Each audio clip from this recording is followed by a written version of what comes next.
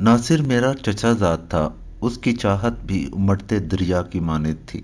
मैं उससे नफरत करती थी। वो मेरी मंजिल नहीं था। मुझे देहाती माहौल भी पसंद न था। मेरी आंखों में बसने वाला शहजादा खूबसूरत पढ़ा लिखा और सूट बूट मलबूस शख्स था, जो शहर में रहा और पला बड़ा हो। मेरा गांव पंजाब के शहर रावलपिंडी के जनूब मगरबी इलाके की तरफ बड़े बड़े पहाड़ों के दरमियान वाक़या है। एक वक्त था कि हमारा गांव दौरे जदीद की सहूलतों से महरूम था। एक कच्ची सड़क पिंडी से हमारे गांव तक जाती थी। इस रूट पर सिर्फ दो बसें चला करती थी। गांव में एक मिडिल स्कूल था जहां लड़के और लड़कियां इकट्ठे पढ़ते थे। बिजली ना थी। अस्पताल की कमी भी शिद्दत से महसूस होती थी। हमारे गांव के कई लोग बर वक्त भी इमदाद न मिलने की वजह से मौत के मुंह में चले जाते थे। नासिर और मैं एक ही स्कूल में इकट्ठे पढ़ते थे। नासिर के वालिद मेरे अब्बा जान से बड़े थे। गांव में सबसे ज्यादा जायदाद हमारी थी। मेरे चचा और अब्बा मिलकर जमींदारी करते थे। आपस में इत्तेफाक और मोहब्बत मिसाली थी। नासिर और मैं हम उम्र थे। कुदरत ने मुझे बेहद हुस्न से नवाजा था, जबकि नासिर शक्ल सूरत के लिहाज से बहुत पीछे था। लगता था वो हमारे खानदान का फर्द ही नहीं है। उसका स्याह रंग और पक्का चेहरा मुझे बिल्कुल नहीं भाता था। मैं बचपन से ही उसे नापसंद करती थी। बदसूरत होने के बावजूद वो क्लास का होनहार तालिब इल्म था। असातिज़ा उसे बहुत चाहते थे, मगर मैं हर ही मामले में उसे नीचा दिखाने की कोशिश करती थी। मिडल का इम्तिहान नासिर ने फर्स्ट डिवीजन से पास किया, जबकि मैं बमुश्किल पास ही हुई। इसके बाद हालात ने इजाज़त ना दी तो नासिर ने तालीम का सिलसिला ख़त्म करके ज़मींदारी में बाप और चचा का हाथ बिठाना शुरू कर दिया, जबकि मैं घर की होकर रह गई। कुछ अरसे बाद जब मुझे इल्म हुआ कि मेरी और नासिर की निस्बत बचपन में ही तय हो गई थी, तो मैं तड़प उठी। मैं किसी सूरत में भी नासिर की हमसफर नहीं बनना चाहती थी, मगर अब इनकार करना भी मेरे इख्तियार में ना था। फिर भी मैंने अपनी माँ को बता दिया कि मैं नासिर को नापसंद करती हूँ, इसलिए मैं इससे शादी नहीं करूँगी। माँ ने मेरी बात सुनी तो परेशान कुन लहजे में बोली, सलमा बेटी, नासिर जैसा भी है तुम्हें उससे शादी करना होगी। तुम दोनों की निस्बत बचपन में ही तय पा गई थी। हमारे खानदान की ये रीत रही है कि जो रिश्ता एक बार तय पा जाए वो टूटा नहीं करता। इसलिए तुम सब कुछ भूल जाओ और नासिर के सिवा किसी के बारे में ना सोचो। मजबूर थी, मुझे खामोश होना पड़ा, लेकिन मैंने ये अहद कर रखा था कि कुछ भी हो जाए नासिर से शादी नहीं करूंगी, ख्वाह उसके लिए मेरी जान ही क्यों ना चली जाए। नासिर हमारे घर आता जाता रहता था, मगर मैं उससे बात करना भी गवारा ना करती थी। मुझे उसकी शक्ल से ही नफरत थी। नासिर भी बखूबी जानता था कि मैं उसे नापसंद करती हूँ, मगर उसके बावजूद मैंने उसकी आंखों में अपने लिए मोहब्बत के दीप जलते हुए देखे थे। गांव के लोग नासिर के किरदार की बहुत तारीफें करते थे। वो गांव के लोगों के दुख दर्द में शरीक होता और गरीबों की बेलौस मदद करता था। मैं किसी की जुबान से उसकी तारीफ सुनती तो मेरे अंदर एक आग लग जाती। मैं जी भर कर उसकी बुराई करती और दिल की भड़ास निकाल लेती। ये मेरी दुआओं का असर था कि कुदरत का करिश्मा। मेरे अब्बा जान और ताया जान में किसी बात पर इख्तिलाफ हो गया। बात लड़ाई झगड़े तक जा पहुंची। वो जो कभी एक जान थे, एक दूसरे के जानी दुश्मन बन गए। मैं जानती थी कि ज्यादती मेरे अब्बा जान की है, मगर वो फिर भी किसी सूरत हार मानने को तैयार ना थे। मेरे लिए तो ये झगड़ा जिंदगी की नवीद बन चुका था। मैं अम्मी और अब्बा के साथ थी। गांव के लोगों ने बजाय सुलह कराने के इस नाराजगी को और हवा दी और लगाई बुझाई करके इस मसले को और उलझा दिया। दोनों भाई एक दूसरे के जानी दुश्मन बन गए। तमाम जायदाद का बंटवारा हो गया। मेरी और नासिर की मंगनी भी तोड़ दी गई। मेरे मन में घंटियां सी बज उठी। मैंने सजदा शुक्र अदा किया कि मेरे मन की मुराद पूरी हो गई। एक रोज नासिर अचानक हमारे घर आ गया और मेरे अब्बा जान से कहने लगा, चचा जान, आप छोटे हैं, गलती और ज्यादती भी आपकी है, इसलिए बड़े भाई से माफी मांग लें और खानदान की इज्जत को जमाने के लिए तमाशा ना बनने दें। मैंने और अब्बा जान ने नासिर की इस जुर्रत पर इसकी खूब खबर ली और उसे खरी खरी सुनाकर भेज दिया, और ये भी कह दिया कि आज के बाद वो हमारी हवेली में कदम न रखे। यूं ही 4 साल बीत गए। हम एक गांव में रहते हुए एक दूसरे के लिए अजनबी बन गए। अब्बा जान ने मेरी ख्वाहिश की तकमील कर दी। हमारे दूर के रिश्तेदार जो अरसा दराज से लाहौर में मुकीम थे, मेरी शादी उन लोगों में कर दी। शहजाद बहुत ही खूबसूरत और स्मार्ट था। वो मेरा आइडियल था। लाहौर में किसी सरकारी इदारे में मुलाजमत करता था। मैं शादी के बाद लाहौर चली गई और शहजाद के हमरा एक पुरसकून जिंदगी गुजारने लगी। नासिर को मैं एक ख्वाब समझकर भूल गई। میں گاؤں میں کم ہی جاتی تھی۔ میں نے سنا تھا کہ ناصر نے عمر بھر شادی نہ کرنے کا عہد کر لیا ہے۔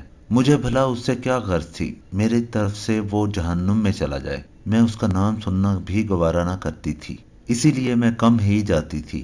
اگر جاتی تو ایک دن اور رات ٹھہر کر لاہور واپس آ جاتی تھی۔ شہری زندگی مجھے راس آ گئی تھی۔ سردیوں کے دن تھے، عید کی آمد تھی۔ ابا جان کا اصرار تھا کہ اس مرتبہ میں اور شہزاد عید ان کے پاس گاؤں میں ہی منائیں۔ جب ہم راولپنڈی کے بس سٹاپ پر پہنچے تو ہمارے گاؤں جانے والی آخری گاڑی سٹینڈ پر کھڑی تھی۔ شام ڈھلنے والی تھی اور موسم بھی ابرآلود تھا۔ بارش کا قوی امکان تھا۔ بس تقریباً خالی ہی تھی۔ میں اور شہزاد فرنٹ سیٹ پر بیٹھ گئے۔ آہستہ آہستہ مسافر آتے گئے اور جب بس چلی تو اس میں تل دھرنے کی جگہ نہ تھی۔ مسافروں میں میرے سوا کوئی عورت نہ تھی۔ کئی لوگ بس میں کھڑے تھے اور کئی چھت پر بیٹھے ہوئے تھے۔ بس آہستہ آہستہ چلتی ہوئی شہری حدود سے باہر آئی اور گاؤں جانے والی کچی سڑک پر آ گئی۔ اس سڑک پر روشنی کا کوئی انتظام نہ تھا کیونکہ اس دور میں اس علاقے میں بجلی ہی نہ تھی۔ ابھی بس نے 10-12 میل کا سفر طے کیا ہوگا کہ بس ایک جھٹکے سے رک گئی اور ڈرائیور نے انجن بھی بند کر ڈالا۔ شہزاد نے تجسس بھری نظروں سے ڈرائیور کی طرف دیکھا کہ اس نے گاڑی کیوں بند کر دی۔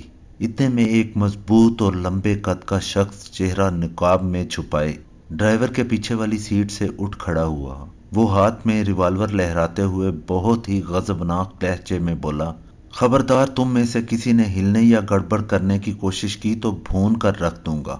بس میں سناٹا چھا گیا۔ تمام مسافر سہم گئے اور آنے والے برے وقت کا انتظار کرنے لگے۔ کچھ دیر بعد اس نقاب پوش نے نقاب چہرے سے اتارا اور کہنے لگا، تم لوگ مجھے پہچان گئے ہوگے، اگر نہیں تو بتا دوں میں جہانی ڈکیت ہوں۔ سناٹا اور بھی گہرا ہو گیا۔ تمام مسافر اس کا نام سن کر خوف زدہ ہو گئے۔ میں پہلی بار جہانی ڈکیت کو دیکھ رہی تھی۔ میں نے اس کے بارے میں بہت کچھ سن رکھا تھا۔ لوگ اس کے نام سے خوف کھاتے تھے۔ وہ کئی کیسوں میں پولیس کو مطلوب تھا۔ اس کی گرفتاری پر انعام بھی مقرر تھا، مگر پولیس اسے گرفتار کرنے میں ناکام ہو چکی تھی۔ اس کے ڈاکو بننے کے متعلق مختلف قصے مشہور تھے، مگر حقیقت کیا تھی؟ اس وقت ہم سب کو ان باتوں سے کوئی غرض نہ تھی، بلکہ ہر ایک کو اپنی جان بچانے کی فکر پڑی ہوئی تھی۔ چند لمحے اس نے بس کے سارے مسافروں کا جائزہ لیا اور پھر میری طرف بڑھا، میرا ہاتھ برقعے میں سے کھینچ کر پکڑ لیا اور زور زور سے ہنسنے لگا اور کہا، چلو میرے ساتھ۔ شہزاد بھلا یہ کیسے برداشت کر سکتا تھا کہ اس کے سامنے کوئی اس کی عزت پر ہاتھ ڈالے؟ وہ شہری بابو ہونے کے باوجود اپنی سیٹ سے اٹھ کھڑا ہوا اور جہانی سے الجھ پڑا۔ ذلیل انسان، تمہیں شرم نہیں آتی؟ کیا گھر میں کوئی ماں بہن نہیں ہے؟ یہ کہہ کر شہزاد نے میرا ہاتھ جہانی کی گرفت سے آزاد کرا لیا۔ میں نے جہانی کو برا بھلا کہنا شروع کر دیا۔ غصے سے میرا جسم تھر تھر کانپ رہا تھا، مگر جہانی پر کسی بات کا کوئی اثر نہ ہوا۔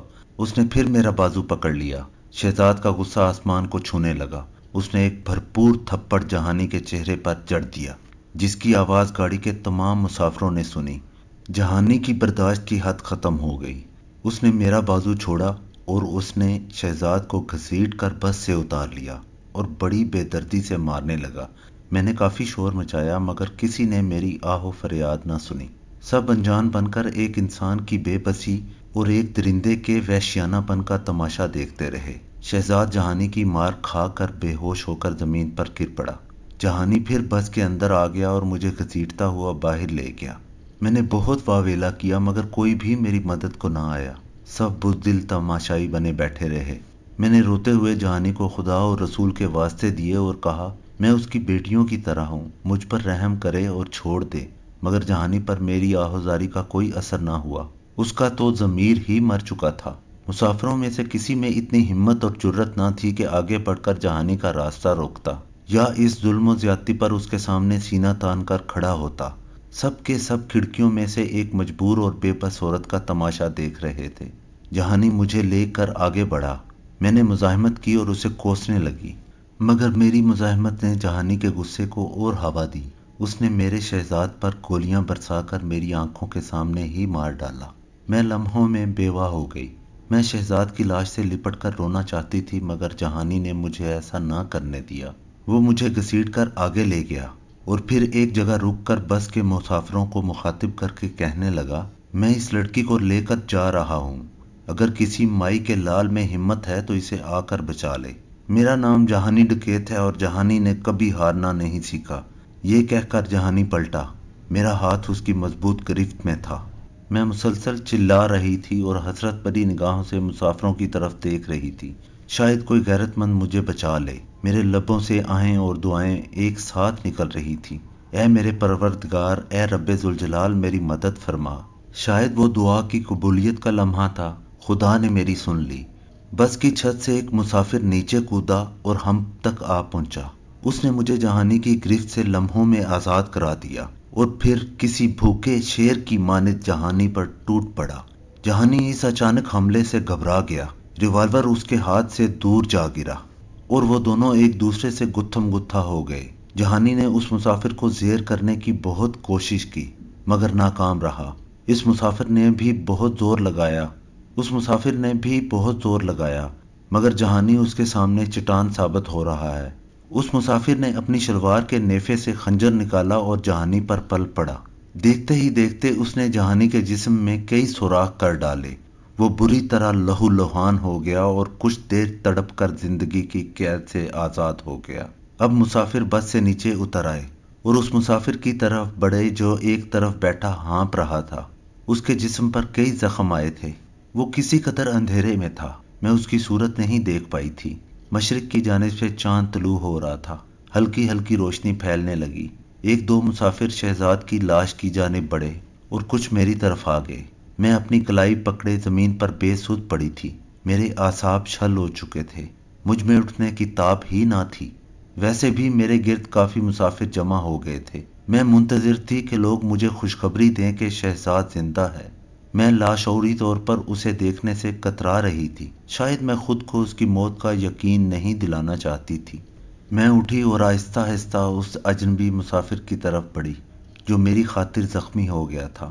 میں نے اپنا دوپٹہ اتار کر ایک مسافر کو دیا اور کہا کہ یہ اس کے زخموں پر باندھ دو۔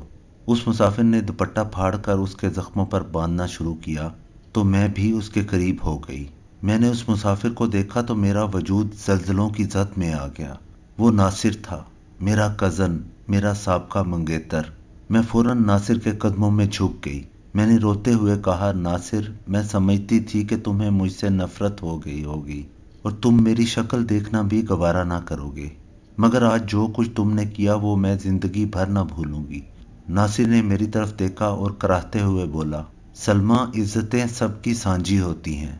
یقین کرنا سلمیٰ، مجھے قطعی یہ معلوم نہ تھا کہ جہانی کا شکار ہونے والی لڑکی کون ہے۔ یہ تو مجھے اب پتہ چلا ہے کہ وہ تم ہو۔ سلمیٰ، شاید قدرت کو ہمارا ملن منظور نہ تھا۔ میں قدرت کے فیصلے پر شاکر ہوں۔ تمہاری جگہ کوئی لڑکی بھی ہوتی تو تب بھی میں وہی کچھ کرتا جو اب کیا ہے۔ مجھے اس بات کا افسوس ہے کہ میں تمہارے خامد کو نہیں بچا سکا، شاید تمہاری قسمت میں یہی لکھا تھا۔ یہ کہہ کر ناصر نے میرے سر پر ہاتھ رکھ دیا۔ میری آنکھوں سے تشکر کے آنسو بہہ نکلے۔ وہ میرا ہاتھ پکڑ کر شہزاد کے پاس لے آیا اور تب میں وہ خوفناک منظر دیکھنے پر مجبور ہو گئی جس سے میں آنکھیں چرا رہی تھی۔ شہزاد لہو لہان تھے اور ان کی ویران آنکھوں میں جیسے تشکر بھرا ہوا تھا۔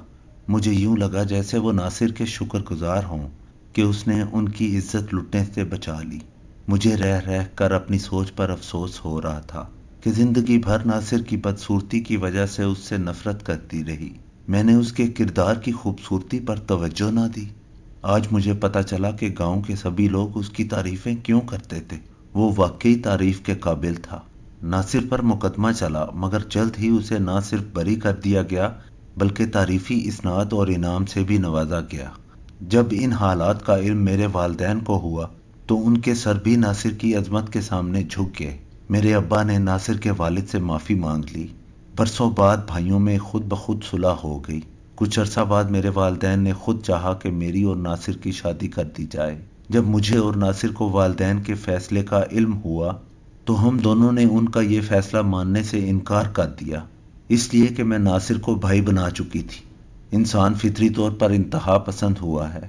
یہ نفرت کرنے لگے تو نرم و نازک پھولوں کو بھی بے دردی سے مسل دے اور پیار کرنے پر آئے تو کانٹوں کو بھی اپنے دامن میں سجا لے۔ کبھی پیار کی شبنم کا ایک قطرہ بھی ہمیں سیراب کر دے اور کبھی چاہتوں کے امڑتے دریا بھی ہماری تشنا لبی کے آگے ہار مان جائیں۔